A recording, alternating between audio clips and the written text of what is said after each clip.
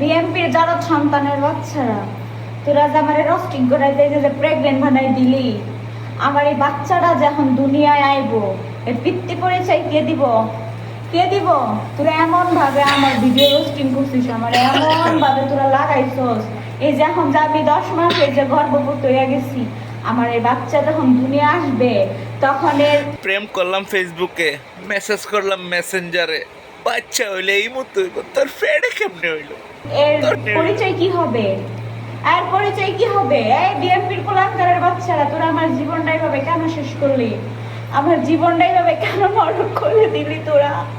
আমি তো শুন বোন, শুন, তোরা আওয়ামী লীগ, তোদের লজ্জা শরম বলতে কিছু নেই।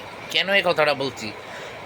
যে মনে হোক, এটা একটা মজার একটা ভিডিও, ফান ভিডিও হয়েছে, কিন্তু এইগুলা নিয়ে কিন্তু মজা করাটা ঠিক না। একদিন দেখবে আসলে ঠিকই এরকম হয়ে যাবে।